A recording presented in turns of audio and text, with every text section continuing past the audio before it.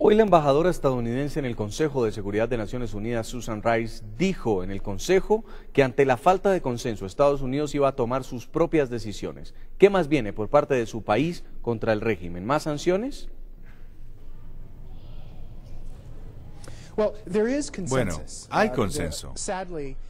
Tristemente, dentro del Consejo de Seguridad hay dos miembros que están en la mitad de este camino hacia el progreso. Países como Colombia, Estados Unidos, países de la Liga Árabe y muchos países de Naciones Unidas tienen consenso. Así que en los próximos meses y semanas, esperamos que no en los próximos meses, estaremos consultando cercamente con nuestros aliados en la región y fuera de la región, aquellos que quieran ver un fin a la violencia, aquellos que crean que debe haber una presión diplomática mayor sobre el régimen para que acabe con sus actos violentos y su campaña contra el pueblo. También sepa esto, los eventos en los últimos días, el ataque en Damasco y también las deserciones de algunos oficiales de altos rangos y unos generales cercanos a Bashar al-Assad, estos todos son símbolos de que el régimen está empezando a desmoronarse, no solamente desde afuera, sino desde adentro. Así que monitorearemos esta situación, trabajaremos con nuestros aliados para incrementar la presión, pero también queremos ver un fin a la violencia y esto tiene que pasar ahora. El atentado perpetrado en el edificio de la Seguridad Nacional en Damasco se constituye en el principal golpe contra la cúpula del régimen de Bashar al-Assad desde que iniciaron las revueltas en febrero del año pasado. La muerte del titular de defensa, del viceministro de esa cartera y cuñado de al-Assad y del asistente de la vicepresidencia ponen a temblar los cimientos de la dictadura siria. Los rebeldes sirios perpetraron este miércoles el golpe más certero al corazón del régimen de Bashar al-Assad. 4 días después de que la oposición intensificara sus acciones en la capital de Siria, 3 miembros claves de la cúpula de la dictadura fueron el blanco del ataque, que se convierte en el más devastador en contra del régimen desde que empezaron las revueltas en febrero del año pasado. Mientras, grupos de la oposición calificaban este ataque como el principio del fin. Esta operación fue un 100% exitosa y levantó la moral de los rebeldes. Se ha sacudido al régimen profundamente. Muchos han desertado en todas las ciudades. Representantes del régimen aseguraban que no iban a dar su brazo a torcer. Confirmamos que este atentado terrorista no detendrá a nuestras Fuerzas Armadas en el deber de encontrar a los culpables y cortar todas las manos que amenazan la seguridad de esta nación y su población civil. El Ejército Libre Sirio y una organización armada yidaísta se adjudicaron el atentado que ocurrió durante una reunión del gabinete de gobierno en la sede de Seguridad Nacional de Damasco. El saldo del ataque, la muerte de 3 piezas claves del régimen. Daoud Raja, ministro de Defensa, nombrado en medio de las revueltas. La designación de este general de origen cristiano fue interpretada como un mensaje para la comunidad que profesa esa religión y que temía la toma del poder por parte de islamistas. Asef Chakat, viceministro de Defensa y cuñado de Bashar al-Assad, uno de sus mayores colaboradores en materia de seguridad. Estados Unidos y la Unión Europea lo incluyeron en la lista de los responsables por las fuertes represiones en contra de la oposición. Hassan Turkmani, asistente de la vicepresidencia general y jefe del comité de crisis, es señalado por organizaciones defensoras de los derechos humanos como el mayor responsable de la campaña de torturas en Siria. Y tal como lo prometió el nuevo ministro de Defensa, Fahad Yassin al-Freik, la persecución a los rebeldes se recrudeció aún más y el Observatorio Sirio de los Derechos Humanos reportó que solo este miércoles 48 civiles y 18 rebeldes entraron ayer a ser parte de la interminable lista que ha cobrado esta lucha que inició la oposición hace 17 meses. Señor presidente, ¿cómo poner fin a la violencia en Siria y evitar un mayor deterioro de la situación, como usted nos lo está contando, si estas diferencias entre los países que conforman el Consejo de Seguridad parecen irreconciliables? Sí, yo creo que el poder que tienen los miembros permanentes del Consejo de Seguridad de interponer un veto y que se ejerce cuando hay una concepción política que discrepa de la de los otros miembros, pues coloca al Consejo en una posición de inmovilidad. Aquí ya lo que tenemos que apelar es a un sentido de humanidad en que la comunidad internacional continúa haciendo una presión sobre el gobierno de Assad para que este derramamiento de sangre cese. El secretario general y el enviado especial continúan haciendo esfuerzos a todos los niveles para encontrar una forma de entablar un diálogo político que desafortunadamente ha sido elusivo y lo ha sido aún más en el sentido de que el Consejo no ha podido lograr un acuerdo para establecer medidas que tengan un contenido real y que vayan más allá de un llamado a la cordura. Señor Néstor Osorio, presidente del Consejo de Seguridad de la ONU, usted nos comentaba sobre este último atentado en Damasco en el que fueron asesinados el ministro de Defensa, el viceministro y altos cargos del régimen sirio. ¿Van a emitir una condena al respecto? El Consejo de Seguridad no ha, por el momento, considerado emitir ningún comunicado en este sentido. Ningún miembro ha tomado la iniciativa de hacerlo. Este es un evento que, como le digo yo, es lamentable en la medida en que es un atentado terrorista, pero que demuestra hasta qué punto se han deteriorado las posibilidades de un diálogo y cómo la oposición ha llegado a un nivel de estrategia, de defensa y de ataque que no hace presagiar una posibilidad de un entendimiento y que en lo que a mí respecta y por lo que informes que estoy recibiendo, el conflicto y el derramamiento de sangre tiende a intensificarse. ¿Cuál será el futuro de la misión de observación de las Naciones Unidas en Siria? ¿Va a seguir siendo la punta de lanza de Occidente para buscar soluciones? Es decir, la misión fue creada con un propósito de estímulo y de apoyo a la posibilidad de un desenlace político y su principal labor consistía en, después de los llamados hechos por el enviado especial Kofi Annan al presidente Assad, de que retirara los tanques de las calles, de que retirara el uso de artillería pesada y de helicópteros en ataques a la población civil, estos observadores pudieran constatar e indicar que la situación podría volver a la normalidad.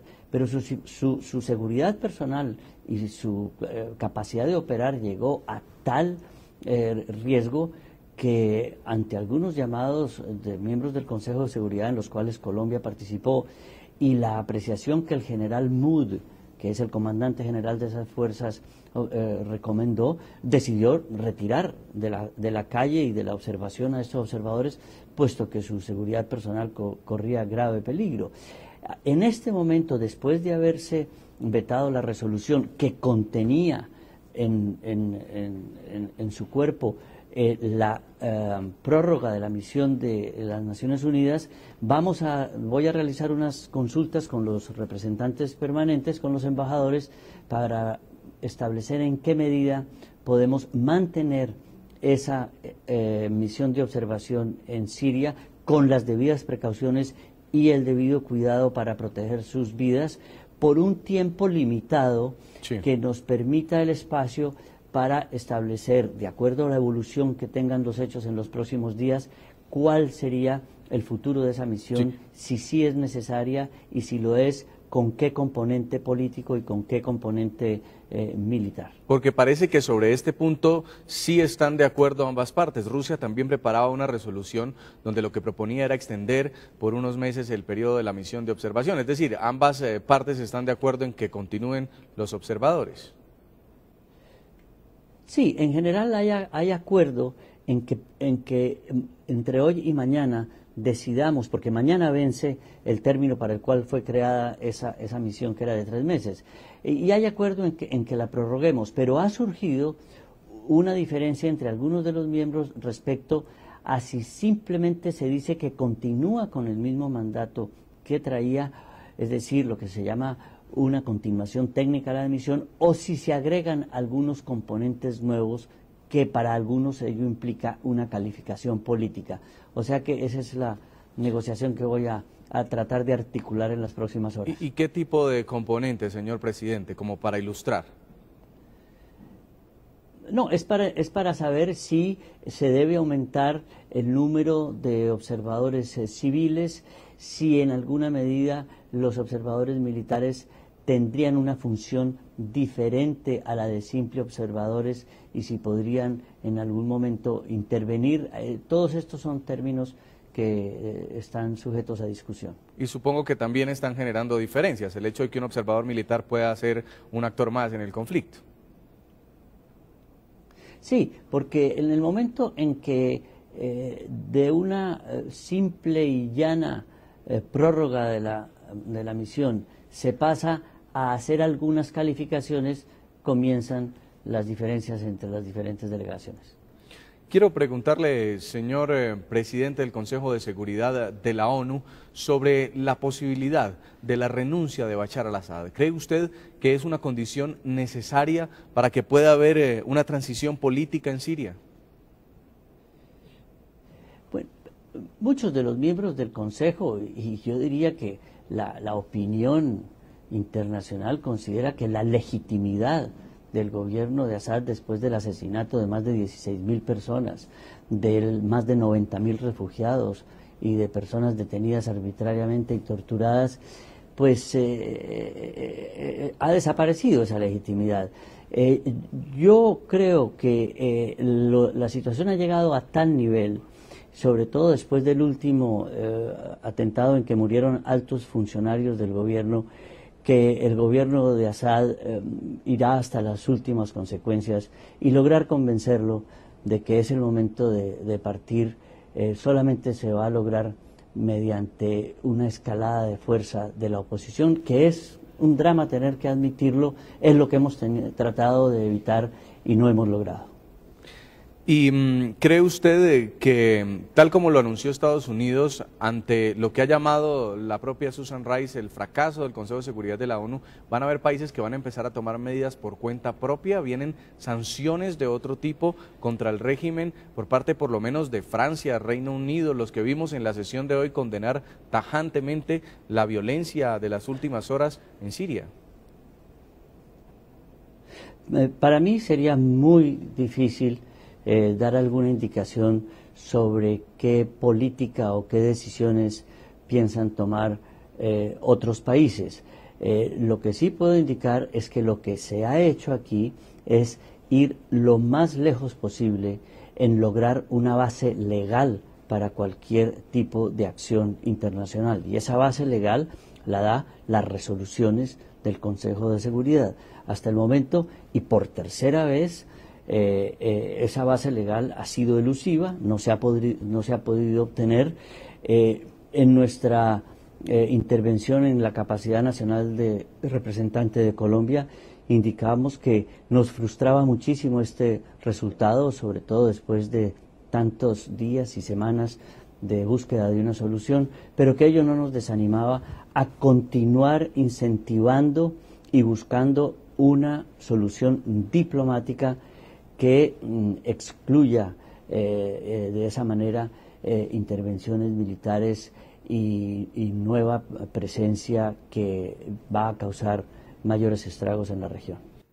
Saludamos a esta hora en nuestros estudios internacionales a Rafat Godme, es analista internacional experto en Oriente Medio. Señor Godme, bienvenido al programa La Noche. Gracias, Jason, encantado. Tras este atentado a la cúpula de seguridad del régimen, la violencia se recrudece en Siria. Son 17 meses de violencia. ¿Cree usted que la comunidad internacional pueda llegar a un acuerdo o va a seguir siendo simplemente un testigo impotente de los hechos? Hasta el momento yo no veo posible una intervención formal por parte de la comunidad internacional en el corto o el mediano plazo. Hasta ahora ha habido una especie de intervención informal en el caso sirio, puesto que muchos países, Qatar, Arabia Saudí, Estados Unidos y Turquía, están armando a la oposición, el ejército libre sirio.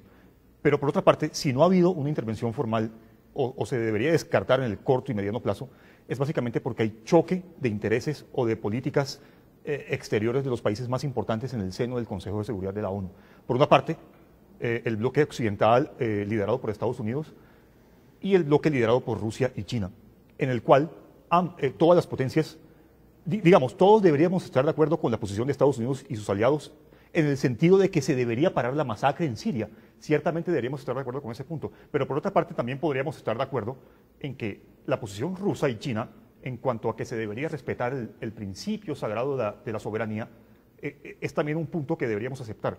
Pero más allá de esto, tanto la posición norteamericana como la posición rusa y China, más allá de esto, refleja puro y simple cinismo, porque por una parte Estados Unidos simplemente quiere intervenir directamente para colocar un régimen, digamos, proclive a los intereses norteamericanos en la región. Ya lo hizo en Libia, lo quiere hacer en Siria y después de ello seguramente vendría Irán. Pero por otra parte, si Rusia y China han vetado hasta ahora la posible intervención de la comunidad occidental en Siria, también se debe a intereses. O sea, aquí no hay nada de filantropía por parte de Rusia y de China, no hay nada de amor a la soberanía, es simplemente una cuestión de intereses que hay en la región. Por ejemplo, en el caso ruso, intereses de tipo interno y externo. Rusia siempre ha defendido una doctrina de política exterior en la cual se debe defender el principio de soberanía, sí, aunque es parte de la retórica, pero por otra parte, porque hay una situación de equilibrio del poder en la región que Rusia y China quieren evitar en tanto expansión norteamericana.